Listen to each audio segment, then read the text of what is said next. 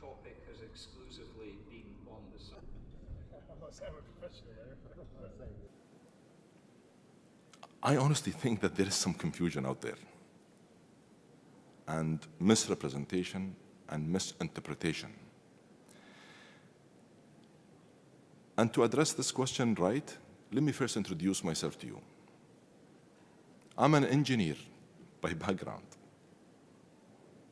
It's the science and my respect to the science and my passion about the science, and it's about my conviction to the science that have enabled me to progress in my career. I hand over to my colleague, Shana. Integration between supply and demand of the energy system at the same time. 50 violation GST possible. If anything, the science says that we must get to net zero emissions by 2050, and we must reduce emissions by 43% by 2030, and that is to reduce 22 gigatons, the one I just referred to, in order for us to be able to keep 1.5 within reach. And I have been very clear that my job in this mission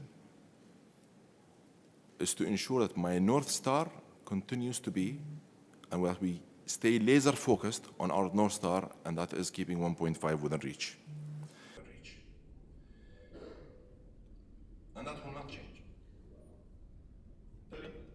Fair, just, and responsible. And it needs to be To 1.5 degrees with no or little overshoot. Things that we could later. I am quite surprised with the constant and repeated attempts to undermine the work of the COP28 presidency, and the attempts to undermine the message that we keep repeating when it comes to how much we respect the science. Time periods you are talking about with phase down and or phase out.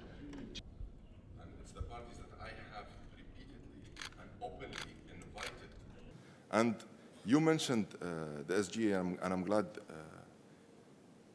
you mentioned what he said. He is right. He is right. But guess what? I said it a day before he did, wasn't picked up. And speed.